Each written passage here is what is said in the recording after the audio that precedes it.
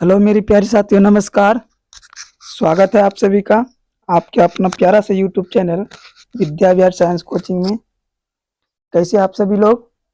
आशा करता हूं कि आप सभी लोग ठीक होंगे। सो प्लीज़ हंसते रहिए, मुस्कुराते रहिए और खूब मन लगाकर पढ़ाई करते रहिए। आज की क्लास बाबू एकदम ज़बरदस्त होने वाला है 12th वाले बच्चों के लिए, चाहे साइंस हो, आर्ट्स हो या कॉमर्स हो, सभी के लिए। ठीक है, जो बच्चे 2024 में बोर्ड एग्जाम की परीक्षा देंगे बाबू 2024 में, उनके लिए अति महत्वपूर्ण है। ठीक है, इस वीडियो के लास्ट तक आप सभी लोग बने रहिएगा। ठीक है, ऐसे प्रश्न है जो कि बार बार एग्जाम में पूछे जाते हैं। वीडियो के अंत तक सभी लोग बने रहिएगा और आनंद लीजिए इस क्वेश्चन का। ठीक है, और जाके डायरेक्ट एग्जाम में छाप देना है। ठीक है, जो भी बच्चे नए आए इस चैनल पर तो एक बार चैनल को सब्सक्राइब करेंगे। वीडियो पसंद आएगा बाबू तो लाइक जरूर कीजिएगा। ठीक है, चलिए क्लास को स्टार्ट करते हैं और समझते हैं हम लोग प्रत्येक क्वेश्चन को अच्छी तरह से। आज की क्लास में सब्जेक्टिव क्वेश्चन कराने वाले हैं बाबू। ठीक है, 20 ऐसे प्रश्न हैं, लेकिन इस क्लास में हम पार्ट 1 में 10 ही प्रश्न को कराएंगे। ठीक है, तो वीडियो के अंत तक बने रहिएगा। ठीक है, देखिए हमने क्या लिखा है कि परीक्षा में बार बार पूछे जाने वाला प्रश्न, परीक्षा में बार बार पूछे जाने वाला प्रश्न, ये याद रखिएगा आप सभी लोग। ठीक है,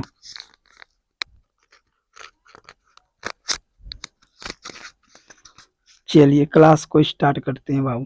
ठीक है, वीडियो के अंत तक सभी लोग बने रहिएगा। देखिए फर्स्ट जो क्वेश्चन है बाबू, आपकी स्क्रीन पर देख पा रहे हैं आप सभी लोग। वीडियो के अंत तक बने रहिएगा। एक बार शेयर कीजिए अपने दोस्तों तक सबसे पहले सभी लोग, तभी आगे बढ़ेंगे बाबू। एक बार शेयर कीजिए फटाफट। फर्स्ट क्वेश्चन है आपका बाबू कि बिस्नी कौन है। क्वेश्चन कर रहे हैं आपसे कि बिस्नी कौन है, इसको किसकी प्रतीक्षा है। तो याद रखना है आप सभी को कि ये जो चैप्टर है बिस्नी वाला, ठीक है बाबू, ये सिपाही की माँ से लिया गया है। कहाँ से? सिपाही की माँ, ये चैप्टर है जिसका लेखक है मोहन राकेश। कौन है? मोहन राकेश। इस चैप्टर का नाम क्या है? सिपाही की माँ, और इसके लेखक कौन है? मोहन राकेश जी है। कौन है? मोहन राकेश जी, याद रखिएगा। ठीक है, और इस चैप्टर में जो प्रमुख जो पात्र है ना, वो बिस्नी है। ठीक है, यदि आप लोग इस चैप्टर को नहीं पढ़े हैं तो डिस्क्रिप्शन में लिंक है, वहां से देख करके वीडियो को एकदम पढ़िए, आनंद लीजिए। ठीक है, समझिएगा इसमें क्वेश्चन क्या कहता है। बिस्नी कौन है, इसको किसकी प्रतीक्षा है? तो सिपाही की माँ एकांकी है बाबू, याद रखिएगा। सिपाही की माँ क्या है? एकांकी है, वही लिखिए। सिपाही की माँ एकांकी में बिस्नी एक प्रमुख पात्र है। सबसे मेन जो कैरेक्टर जो है इसमें, जो किरदार जो निभाता है, वो कौन निभाती है? बिस्नी निभाती है। क्वेश्चन करे बिस्नी कौन है, तो ये बात तो हमने बता दिया। बिस्नी जो है मुन्नी और मानक की माँ है, यानी बिस्नी की जो बेटी है उसका नाम है बाबू मुन्नी। क्या नाम है? मुन्नी नाम है, याद रखिएगा। ठीक है, और बेटा का नाम उसका मानक है। ठीक है, मानक एक सिपाही के रूप में होता है। ठीक है, जो कि बर्मा में युद्ध के लिए ये जाता है। ठीक है, तो बिस्नी मुन्नी और मानक की कौन है? माँ है। और इसको किसको? बिस्नी को अपने बेटे मानक की चिट्ठी का इंतजार है। जो उसका बेटा था, जो बर्मा के युद्ध में गया था, तो कई महीनों से चिट्ठी नहीं भेजा था। तो ये जो उसकी बहन है, मानक की जो बहन है मुन्नी, तो वो भविष्यवाणी करते हैं चिट्ठी आने की मंगलवार की। ठीक है, याद रखिएगा। आशा करता हूं कि आप सभी को समझ में आ गया होगा। ठीक है, बिस्नी कौन है? मुन्नी और मानक की माँ है। इसको अपने बेटे मानक की चिट्ठी का इंतजार है। क्वेश्चन नंबर 2 को देखेंगे बाबू। ठीक है, वीडियो के अंत तक सभी लोग एक बार बने रहेंगे। ठीक है, क्वेश्चन नंबर 2 है मालती के पति का परिचय। ये जो चैप्टर है बाबू, इस चैप्टर के बारे में जान लीजिए थोड़ा सा। ये चैप्टर जो है रोज है, चैप्टर का नाम है रोज। और रोज जो है, ठीक है, एक कहानी है। क्या है बाबू? कहानी है। रोज क्या है? कहानी है। और इसके जो लेखक है इस रोज के अज्ञेय जी है। कौन है? अज्ञेय जी, याद रखिएगा। रोज कहानी के लेखक कौन है? अज्ञेय जी। और यह एक क्या है? कहानी है। ठीक है। इसमें जो प्रमुख जो पात्र है, इस कहानी में जो प्रमुख पात्र है वो है मालती। कौन है? मालती। ठीक है, समझ में आ रहा है ना आप सभी को? रोज कहानी की जो प्रमुख जो पात्र है वो कौन है? मालती है। और देखिएगा, समझिएगा, ये जो मालती है बाबू, ठीक है, मालती जो है, मालती के जो पति है उसका नाम महेश्वर है। क्या है? महेश्वर है, याद रखिएगा। मालती के पति का नाम महेश्वर। और इन दोनों के जो बच्चे हैं ना, जो बेटे हैं, उसका नाम है टीटी। क्या नाम है? टीटी, याद रखिएगा। समझ में आ रहा है ना? चलिए समझाते हैं आप सभी को एक बार अच्छी तरह से। ठीक है, मालती के पति का परिचय देना है। तो मालती की जो पति है उसका तो नाम है क्या बाबू? महेश्वर। ये पहाड़ी गांव में सरकारी डिस्पेंसरी के डॉक्टर थे। पहाड़ी गांव में ये छोटा मोटा सा एक डॉक्टर था, जैसे कि आपके गांव में समाज में होते हैं उसी प्रकार से। ठीक है, वह कभी कभी डिस्पेंसरी के साथ छोटे से अस्पताल में रोगियों को भी देखते थे। जैसे एक छोटा मोटा जो अपना जो डिस्पेंसरी था, जो दुकान था, उसके अलावा ये अस्पताल भी जाते थे। ठीक है, रोगियों को देखने के लिए। वह सुबह 7 बजे वह सुबह 7 बजे डिस्पेंसरी चले जाते हैं और 1:30 या 2 बजे लौटते हैं। कौन? उनके पति जो महेश्वर है ना, सुबह 7 बजे ही उठ करके डिस्पेंसरी मतलब अपने ड्यूटी पर, जो उसका ड्यूटी है डॉक्टरी का, वहां पर चले जाते थे और दोपहर में 1:30 या 2 बजे लौटते हैं। फिर शाम को 1 या 2 घंटा के लिए वो जाते थे। कहाँ? वही डिस्पेंसरी, समझ रहे हो ना, अस्पताल वगैरह। समझ में आ गया आप सभी को? चलिए क्वेश्चन नंबर 3 देखिए, मोस्ट VVI है बाबू। ये सारे क्वेश्चन बार बार एग्जाम में पूछे जाते हैं। उत्सव कौन और क्यों मनाया जा रहा है? क्वेश्चन है, उत्सव कौन और क्यों मनाया जा रहा है? तो याद रखिएगा, उत्सव जो है शहर में रहने वाले सामान्य नागरिक लोग, जो शहर में जो रहते हैं ना, वही लोग उत्सव मना रहे हैं। ये चैप्टर हार जीत से है बाबू। ठीक है, हार जीत चैप्टर है, याद रखिएगा। हार जीत की जो लेखक है वो है अशोक वाजपेयी जी। कौन है? अशोक वाजपेयी जी, ये है ना जी, अशोक वाजपेयी होगा। तो इसी में कहा था उत्सव कौन और क्यों मनाया जा रहा है। तो याद रखिएगा, उत्सव शहर में रहने वाले सामान्य नागरिक लोग मना रहे हैं। इनके उत्सव मनाने का कारण निम्नलिखित है। ये खुशियां क्यों मनाए? देखिए बताते हैं आप सभी को। ठीक है बाबू, ये क्यों मना रहे हैं? पहले क्या कारण है? उनको यह पता है कि उनकी सेना ने विजयी प्राप्त कर ली है। उनको तो नागरिक लोग को यह पता है बाबू कि जो इसके समाज से जो लोग गए थे, जो सैनिक लोग गए थे, वो कहीं से वापस जीत करके आ रहे, यही ये लोग को पता है। इसलिए ये लोग जो है ना खुशियां मना रहे हैं। वह युद्ध क्षेत्र से वापस आ रही है। कौन? सैनिक लोग। इसलिए ये लोग जो है खुशियां मना रहे हैं। ठीक है, अच्छी तरह से। उन लोगों को तो सच बात बिल्कुल ही पता नहीं है। नागरिक लोग को तो ये पता नहीं है कि हमारी जो सेना जो गए थे युद्ध में, क्या वो विजयी प्राप्त करके आ रहा है या हार करके आ रहा है। ये तो वो लोग को पता नहीं था। बस ये लोग इतना जानते थे कि मेरा जो सैनिक जो गया था वो युद्ध से जो वापस आ रहे हैं, जीत करके आ रहे हैं, इसलिए ये लोग खुशियां मना रहे हैं। लेकिन वास्तविक बात तो यह था कि उसके जो सेना सब जो गया था युद्ध में बाबू, वो हार करके आ रहा था। इसमें बताया गया था, इस कविता में एक बूढ़ा मशक वाला व्यक्ति था, उनकी बातों को कोई ध्यान नहीं देता था। वो सच कहता था पर कोई मानने के लिए तैयार नहीं था। ठीक है, 3 नंबर में देखिए क्या कहता है बाबू। कहता कि इस युद्ध में मारे गए लोगों के विषय में उन्हें कुछ भी पता नहीं है। जितने भी नागरिक लोग हैं ना, वो सब तो एकदम खुशियां में एकदम मना रहे हैं, डीजे में नाच रहे हैं, समझ रहे हो ना।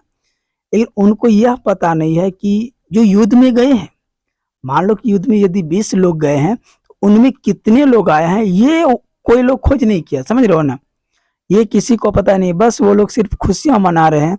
कितने लोग युद्ध में मारे गए या कितने लोग उधर से वापस आ रहे हैं, ऐसा किसी को खोज खबर नहीं किया गया। समझ में आ गया आप सभी को। चलिए नेक्स्ट क्वेश्चन की ओर चलते हैं बाबू। क्वेश्चन नंबर 4 है, तुलसी सीता से कैसी सहायता चाहते हैं। ये चैप्टर है आपका बाबू तुलसीदास चैप्टर, ठीक है। तुलसीदास, इन्होंने एक चैप्टर लिखा है जिसका नाम है पद। क्या नाम है? पद। ये कविता है बाबू, याद रखिएगा।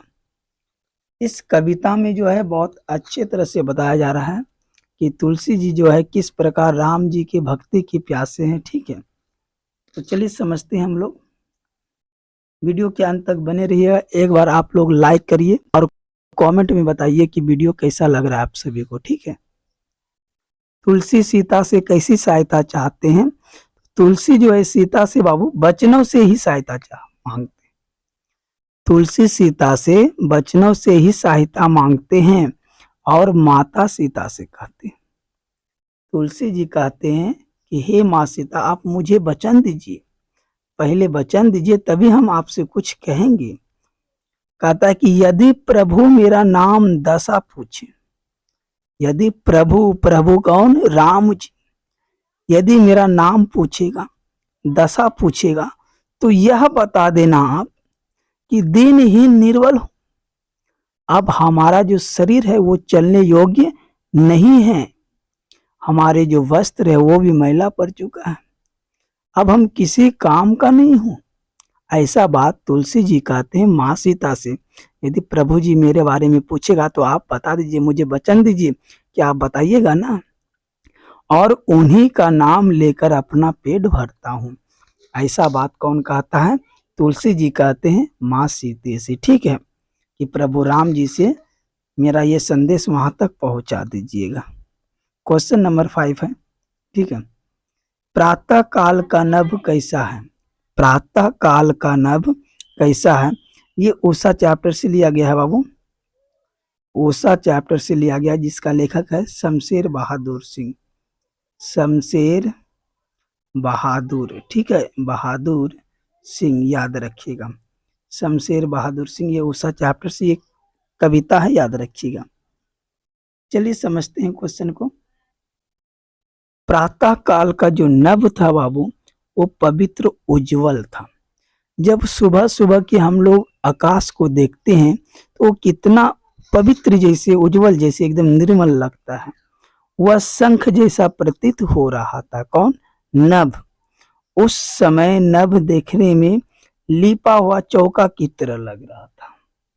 पूरब में बिखरी सूर्योदय के पहले की लालिमा के कारण नभ देखने में बहुत ही सुंदर लग रहा था। जिस प्रकार से सुबह होते हैं तो जो चौका लगाते चूल्हा में, बिल्कुल उसी प्रकार से नभ देखने में लग रहा था सुबह के समय में, ठीक है। और सूर्योदय के पहले की लालिमा किस प्रकार से एकदम सूर्य निकलता, उसी प्रकार से ही सुंदर लग रहा था सुबह का नभ जो आकाश होता है। क्वेश्चन नंबर 6 है बाबू, मोस्ट वीवीआई है। निम्नलिखित का व्याख्या करना है। किसका व्याख्या करना है? क्वेश्चन दिया आपको, कितने क्रूर समाज में रह रहे हम, जहां श्रम का कोई मोल नहीं, बल्कि निर्धनता को बरकरार रखने की षड्यंत्र ही था। ये जो चैप्टर है बाबू, ये चैप्टर जो है जूठन, किससे? जूठन, जूठन से लिया गया है। और जूठन क्या है? आत्मकथा है। क्या है बाबू? आत्मकथा है, याद रखिएगा। और इसके जो लेखक हैं वो ओम प्रकाश वाल्मीकि जी हैं। समझ में आ गया? चलिए आंसर को देखते हैं। कहते प्रस्तुत पंक्ति ओम प्रकाश वाल्मीकि द्वारा रचित आत्मकथा जूठन से ली गई है। कहां से लिया गया है ये चैप्टर? जूठन से। लेखक इस पंक्ति के माध्यम से यह कहना चाहते हैं कि यह समाज लेखक की जाति के लोगों से बहुत ही कठोर व्यवहार करता था। कहने का मतलब यह हुआ, इसमें जो लेखक थे ओम प्रकाश वाल्मीकि जी, वो छोटा जात था। आप लोग छोटा जात के बारे में तो जानते ही हैं, जैसे डॉक्टर भीमराव अंबेडकर जी थे, उसी प्रकार से ये थे। जब ये लेखक स्कूल में पढ़ने के लिए जाते थे तो वहाँ के जो मास्टर थे उसका नाम था कलीराम। वो इनसे प्रत्येक दिन झाड़ू लगवाते थे बाबू, ठीक है। तो इन लोगों से काम बहुत लिया जाता था, किनसे? छोटे लोगों से। और मेहनत तानों की जगह मात्र गालियां ही मिलती थी। देखो कितना भी ये लोग यदि काम कर देता था तो उन सब के बदले में इसको कुछ इनाम नहीं दिया जाता बल्कि गालियां ही मिलती थी। कहता है लेखक वह समाज अत्यंत क्रूर था। कौन सा समाज की बात करें? जिस समाज में लेखक रह रहे थे, ठीक है, जिसमें मेहनत की कोई कीमत न थी। वैसा समाज जहां पर इतने हम काम करते थे फिर भी उसका कोई कीमत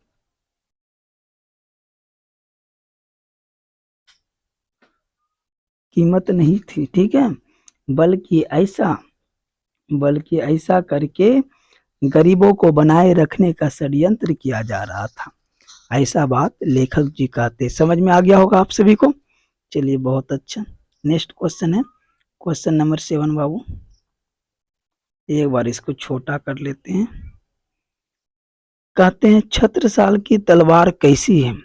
छत्रसाल की जो तलवार है रौद्र रूप धारण कर रखा है। रौद्र जानते हैं ना, भगवान शंकर जी। उनकी तेज धार वाली चमचमाती तलवार जब मयान से निकलती थी, मयान समझते हैं ना, तलवार को जिसमें पैक करके रखा जाता है, तो वह प्रलय सूर्य की तेज किरणों के समान लगती थी। जिस प्रकार सूर्य की किरणें कितनी तेज धूप लगता है उसी प्रकार से ये चमचमाती थी उनकी तलवार। किसकी? छत्रसाल की तलवार। उनकी तलवार शत्रुओं के गले में मृत्यु के समान लिपट रही है। जो उसके सामने दुश्मन आता था उसको एक ही बार में वो काट देता था। ऐसा उसका तलवार धारदार था बाबू। उनका तलवार ऐसा था मानो शत्रुओं के सिरों की माला भगवान रुद्र अर्पित कर उन्हें खुश करना चाहती थी। ऐसा उसका तलवार था। समझ में आ गया होगा आप सभी को। क्वेश्चन नंबर 8 जो कि ये बार बार एग्जाम में पूछे जाते हैं, इस बार भी पूछेंगे बाबू। भगत सिंह की विद्यार्थियों से क्या अपेक्षाएं थी? भगत सिंह की विद्यार्थियों से निम्नलिखित अपेक्षाएं हैं, ठीक है। नंबर 1 में देखिए क्या अपेक्षाएं बाबू। देश को आजाद करने में भगत सिंह जी कहते हैं देश को आजाद कराने में तन मन धन से सहयोग करे। कौन? विद्यार्थी लोग ऐसे कहते हैं। याद रखिएगा भगत सिंह का जो मृत्यु हुआ था बाबू, ठीक है, शाम को 7:33 पर। कितने मिनट पर? 33 मिनट पर, याद रखिएगा, ठीक है। दूसरी बात कहते हैं कि विद्यार्थियों अलग अलग रहते हुए भी अपने देश के अस्तित्व की रक्षा करे, वो इनका परम कर्तव्य है। सच बात कहते हैं भगत सिंह। देखिए बाबू, मान लो कि आज हम लोग हैं, कल नहीं रहेंगे, तो आगे की जो बागडोर है वो आप सभी के हाथों में है ना। तो आप लोगों को हमेशा ध्यान में रखना है, अपने देश के प्रति मर मिटना है, ठीक है, लेकिन अपने देश पर कभी शान नहीं आने देना, याद रखिएगा। 4 नंबर में कहते हैं वे पढ़ने के साथ साथ राजनीति का भी ज्ञान जरूर रखे और जरूरत पड़े तो देश के लिए जंग के मैदान में कूद पड़े। समझ रहे हो ना। विद्यार्थियों को यह भी बताया जा रहा है कि वे पढ़ने के साथ साथ राजनीति का भी ज्ञान जरूर रखे। समझ रहे हो ना, क्योंकि बिना राजनीति का तो आज का दुनिया है नहीं बाबू। और जरूरत पड़ गया तो जंग के मैदान में भी कूद पड़े। और कहते कि वे एक भारी क्रांति के लिए हमेशा तत्पर रहे, हमेशा तैयार रहे कि कोई भी हमारे दुश्मन हमारे देश पर आक्रमण ना कर सके, ठीक है, ये चीज याद रखिएगा। क्वेश्चन नंबर 9 है बाबू।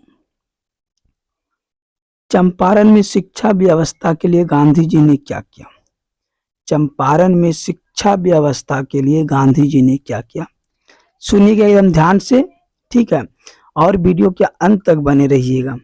कहता है गांधी जी के विचार से आर्थिक समस्याओं को दूर करने का एकमात्र उपाय शिक्षा।